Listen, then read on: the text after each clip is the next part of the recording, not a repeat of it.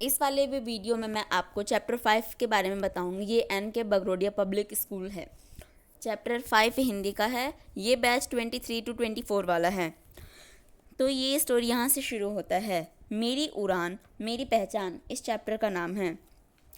हवाई जहाज़ नीले व सफ़ेद रंग का एक खिलौना है। इसके पास 2 चमकदार पंख हैं। इस पर एक नीली बत्ती लगी हुई है। चलते समय यह बोलता है, मेरी उड़ान मेरी पहचान। खिलौने की दुकान में हवाई जहाज़ को देखकर पुलकित उसे पाने के लिए मचल उठता है। पुलकित की जिद सुनकर हवाई जहाज़ बहुत खुश हुआ। उसे खुद पर बहुत गर्व महसूस होने लगा। माँ ने पुलकित को हवाई जहाज़ खरीद कर दिया एवं पुलकित ने माँ को धन्यवाद दिया और घर जाकर वह खिलौने लगा।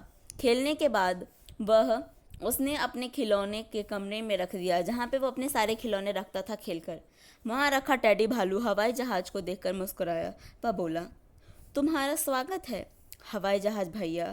पर हवाई जहाज़ ने कुछ उत्तर नहीं दिया। तभी मीशू गुड़िया बोली, क्या तुम अपनी ही सवारी करोगे? हवाई जहाज़ अब भी चुप रहा। वह बिल्कुल भी नहीं बोल रहा था। उसने अन्य खिलौनों से मित्रता करने की कोई कोशिश नहीं की।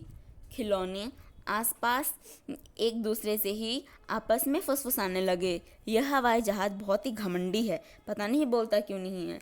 वह खुद को सबसे ज़्यादा सुंदर समझता है। हमारी छुक रेलगाड़ी को तो देखो, वह कितनी अच्छी है, हमें रोज़ सवारी करवाती है। एक शाम पुलकित ने चाचा के बच्चे रोहित व कनिका उसके घर खेलने के लिए आए। उन्होंने कई बार हवाई जहाज़ को उड़ाया। वह बहुत थक गया था। उड़ते उड़ते वह एक दूसरे के कमरे में पलंग के नीचे गिर गया। गिरने से हवाई जहाज़ के चमकदार पंख निकलकर गिर गए। उसके शरीर पर बहुत सी खरोंचें आ गई। बत्ती टूट गई।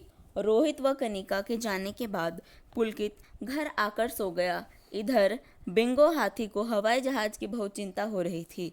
वह बोला, हवाई जहाज़ वापस नहीं आया, हमें उसे ढूंढना चाहिए। तभी बिंगो की बात सुनकर टुक टुक कुत्ता बोला, हमें क्या ज़रूरत है उसे ढूंढने की, वह तो हमसे बात भी नहीं करता है और इतना घमंडी भी है। ऐसा बोला।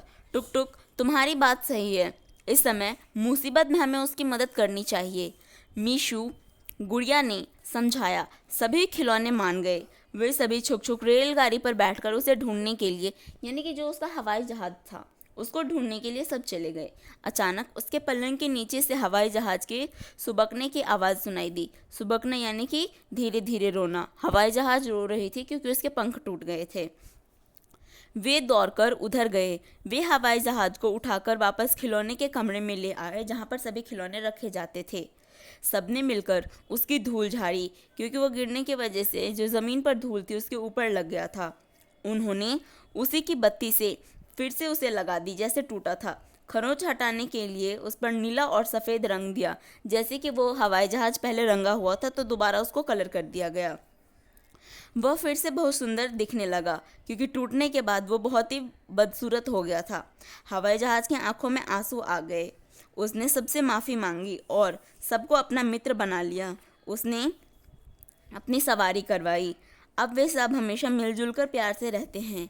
इस कहानी से हमें यह सीख मिलती है कि हमें घमंड में नहीं रहना चाहिए और हमें घमंडी स्वभाव भी नहीं रखना चाहिए।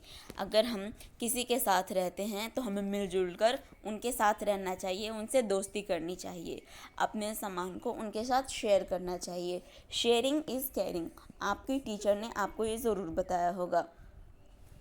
अगर घमंडी जो हवाई जहाज़ था, पहले ही वो घमंड नहीं करता, जो खिलौने थे उनको पहले ही बचाने के लिए आ जाते, लेकिन फिर भी वो उनकी मदद करने के लिए गए क्योंकि वे अच्छे थे।